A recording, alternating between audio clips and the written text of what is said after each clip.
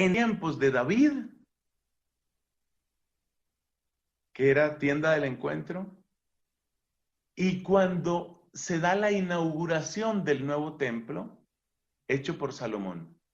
Lo que está en Primera de Reyes, primer libro de los Reyes, capítulo 8. Pero ni siquiera en el tiempo de Salomón eso permaneció. Ni siquiera. Porque ya Salomón después introdujo cultos idolátricos en la misma Jerusalén. Luego el templo fue arrasado por la invasión de los caldeos y luego viene la larga reconstrucción del templo. Vamos a cerrar esta parte que tiene que ver más con el Antiguo Testamento para poder hacer el contraste con el Nuevo Testamento. Quedándonos con esto, finalmente en el Antiguo Testamento se va a dar una especie de pedagogía. Es decir, el templo se convierte en una especie de pedagogía. Y este aspecto nos interesa mucho porque el valor pedagógico de los lugares sagrados es algo que sí permanece en el Nuevo Testamento. Como lo vemos en Hechos de los Apóstoles capítulo 3. El valor, llamémoslo así, pedagógico. Que es también el valor congregacional del templo. Eso sí permanece en el Nuevo Testamento. Entonces, ¿en qué consiste este valor pedagógico del templo? Consiste en que lo podemos describir con círculos concéntricos. El mundo es de Dios, pero hay mucha contaminación de pecado. La tierra prometida es de Dios, Él la escogió, pero hay mucha contaminación idolátrica. Entonces, dentro de la tierra santa, dentro de la tierra prometida, elegida por Dios, hay una ciudad, que es la ciudad santa, la ciudad de Jerusalén. Pero la ciudad de Jerusalén ha sido contaminada por los cultos idolátricos que introdujo Salomón. Entonces, dentro de la ciudad santa hay un lugar santo, que es el templo, el cual a su vez también tiene otros lugares concéntricos. Entonces, hay un atrio, una especie de plaza grande, que es llamado el atrio de los gentiles.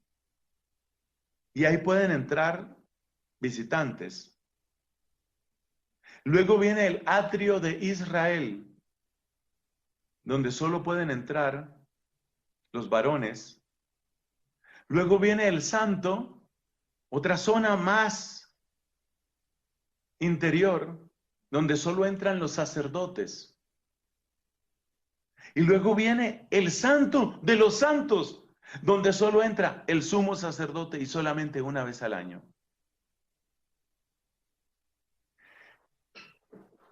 La creación, la tierra prometida, Jerusalén, atrio de los gentiles, atrio de Israel, el santo de los santos. Esa es la pedagogía concéntrica.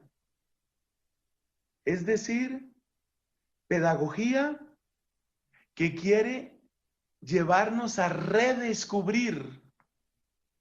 El lugar santo sirve para redescubrir desde el santo de los santos, descubrir la santidad del santo, el lugar santo. Desde el lugar santo, descubrir la santidad de Israel. Desde la santidad de Israel, descubrir el llamado a la humanidad. Desde ahí descubrir qué es Jerusalén, qué es la tierra prometida y recordar que todo el mundo es de Dios. Círculos concéntricos. Es una pedagogía preciosa. Y esta pedagogía de alguna manera sigue válida en el Nuevo Testamento. Usted se da cuenta que en Hechos de los Apóstoles se describe que Pedro y Juan iban al templo para la oración de la tarde. El templo sigue siendo lugar de oración en el Nuevo Testamento. No se debe despreciar al templo.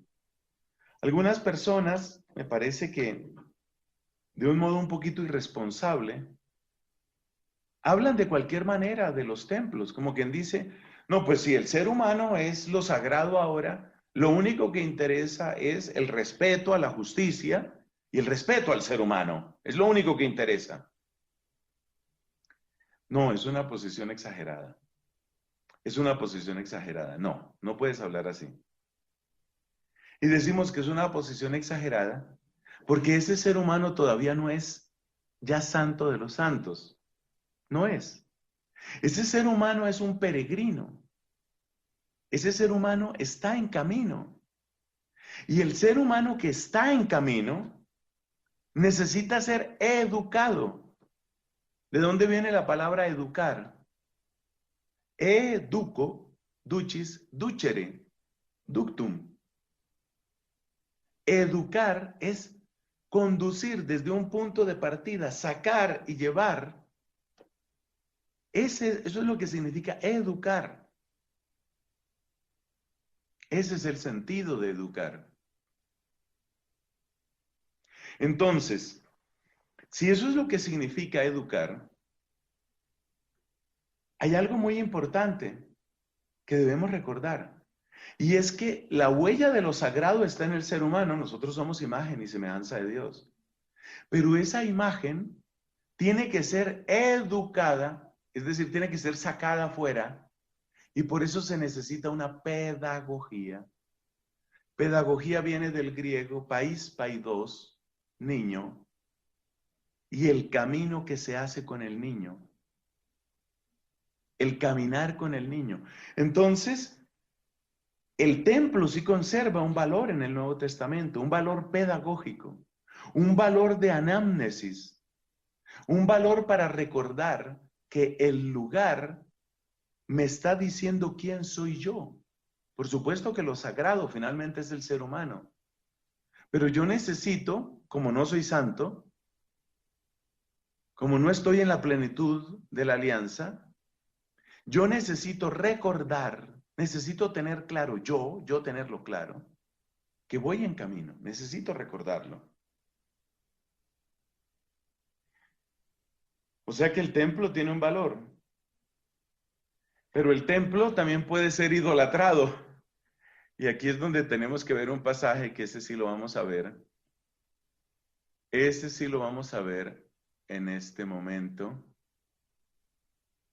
Aquí creo que tenemos este pasaje. Estamos en Juan capítulo 2 y mira lo que nos encontramos. Bueno, en primer lugar, el agua que se convierte en vino. Y mira aquí, Jesús purifica el templo. Entonces, aún el templo, en cuanto a lugar, necesita ser purificado, no es expresión plena. Cuando se aproximaba la Pascua de los judíos, subió Jesús a Jerusalén, y en el templo halló a los que vendían bueyes, ovejas y palomas, e instalados en sus mesas a los que cambiaban el dinero. Entonces, haciendo un látigo de cuerdas, echó a todos del templo, juntamente con sus ovejas y sus bueyes, regó por el suelo las monedas de los que cambiaban dinero y derribó sus mesas. A los que vendían las palomas les dijo, saquen esto de aquí. ¿Cómo se atreven a convertir la casa de mi padre en un mercado? Sus discípulos se acordaron de que estaba escrito, el celo por tu casa me consumirá. Entonces los judíos reaccionaron preguntándole, ¿qué señal puedes mostrarnos para actuar de esta manera? Y mira lo que dice, destruyan este templo, respondió Jesús. Destruyan este templo y lo levantaré de nuevo en 3 días. Destruyan este templo y lo levantaré de nuevo en 3 días. Esa frase que ustedes ven es el versículo 19 del capítulo 2 del Evangelio de Juan. Esa frase podemos decir que condensa el paso del Antiguo al Nuevo Testamento. El templo antiguo que va a ser destruido Y el nuevo templo, el que se levanta en 3 días, se refiere al cuerpo de Cristo. Tardaron 46 años en construir este templo y tú vas a levantarlo en 3 días. Pero el templo al que se refería era su propio cuerpo. Es decir, finalmente en Cristo se condensa el templo y se condensa la persona, es decir, Él es el sumo sacerdote, y se concentra la ofrenda. En el Nuevo Testamento, lugar, es decir, el templo, persona, es decir, el sacerdote, y ofrenda, es decir, el cordero, se concentran. En el Nuevo Testamento, Cristo es todo. Cristo es el templo. Cristo es el altar. Cristo es el sacerdote. Cristo es la ofrenda. Cristo es la nueva creación. Cristo es el lugar del encuentro. En la Santa Misa decimos, por Cristo, con Él y en Él. Ese es el momento más solemne de la ofrenda. De hecho, esa es la ofrenda. Cuando nosotros acercamos el pan y vino al altar, eso que nosotros acercamos, pues es únicamente lo que nosotros presentamos para que sea la verdadera ofrenda, porque la verdadera ofrenda es Él, Cristo. Nuestra gran ofrenda a Dios, nuestra gran ofrenda no es pan y vino como Melquisedec, tan venerable como sea su memoria. Nuestra gran ofrenda no es pan y vino. Nuestra gran ofrenda es Cristo. Es Cristo. El templo al que se refería, versículo 21, era su propio cuerpo.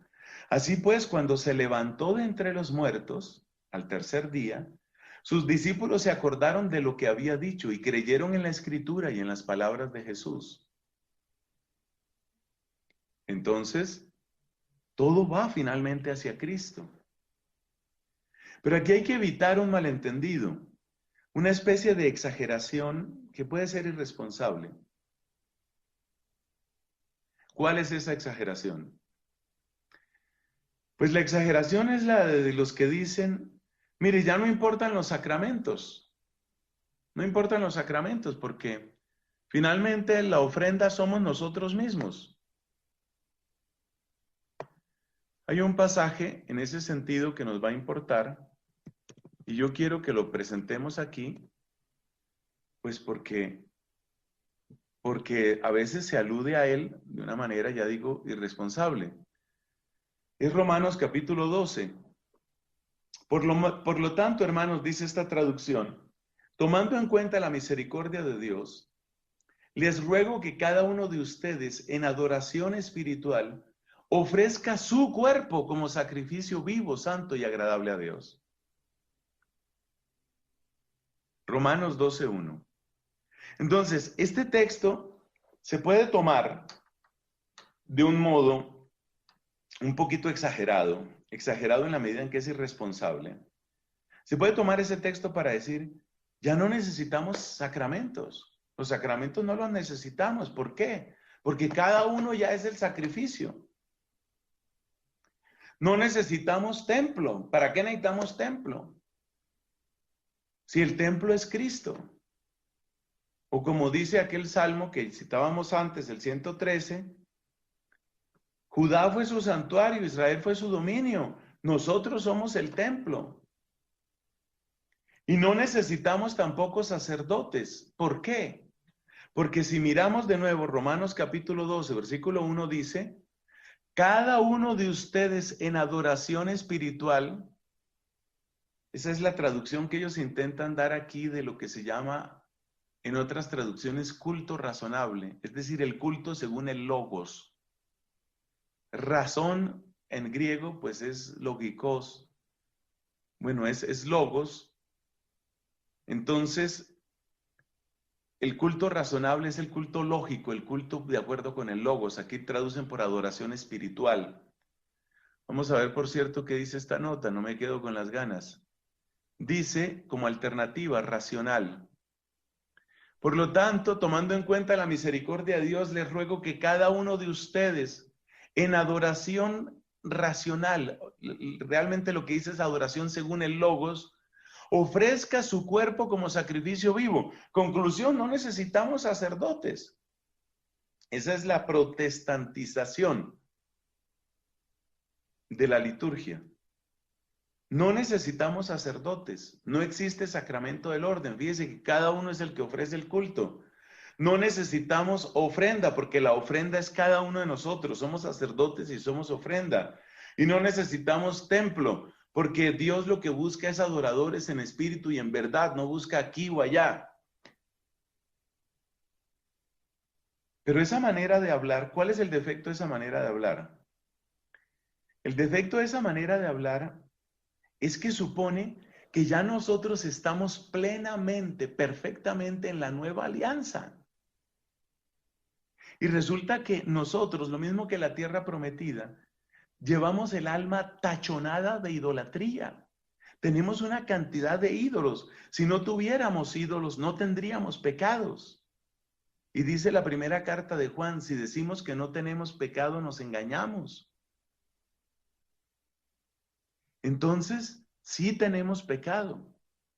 Y si tenemos pecado de alguna manera, sí tenemos idolatría. Y si tenemos idolatría, necesitamos purificación, necesitamos camino, necesitamos pedagogía. Entonces, la liturgia que nosotros celebramos en el Nuevo Testamento, en parte es ya lo definitivo. Nos unimos ya a lo definitivo. Por ejemplo, el sacrificio de Cristo, que es nueva y eterna alianza. Sí, nos unimos a lo definitivo.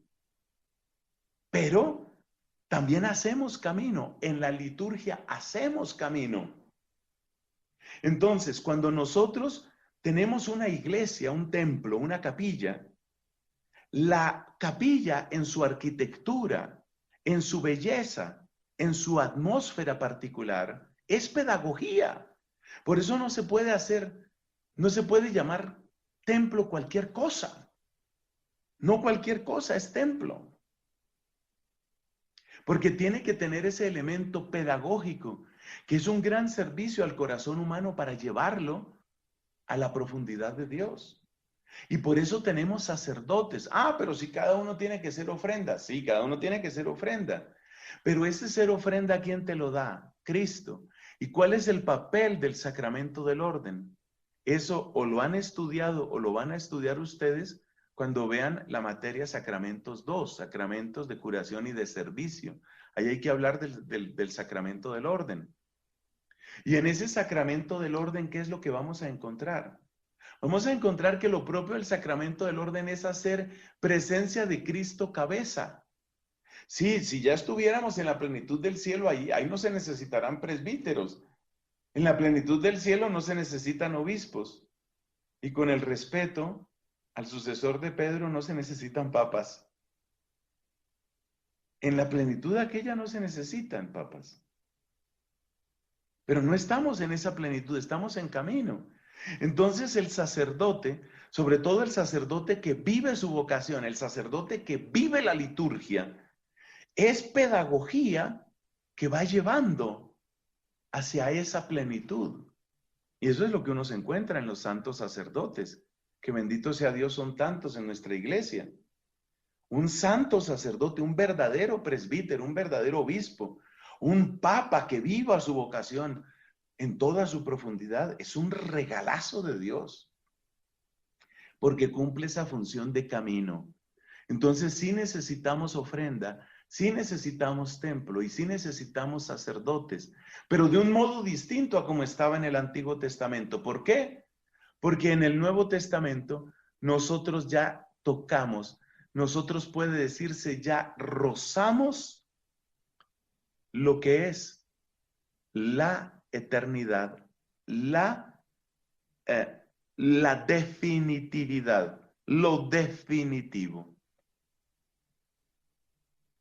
¿Y con estas palabras, pues concluimos nuestra exposición, nuestro recorrido bíblico.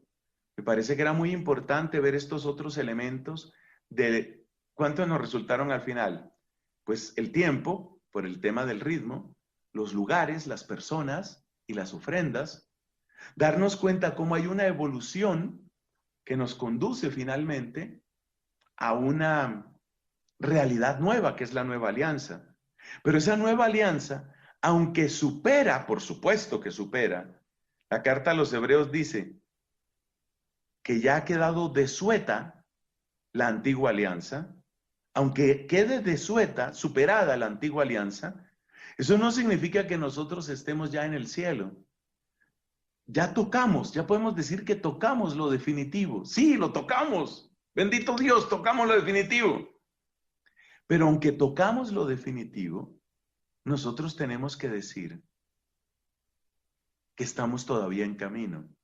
Y por eso tienen sentido para nosotros los ritmos de la liturgia, los lugares sagrados, las personas consagradas y los sacramentos y las ofrendas.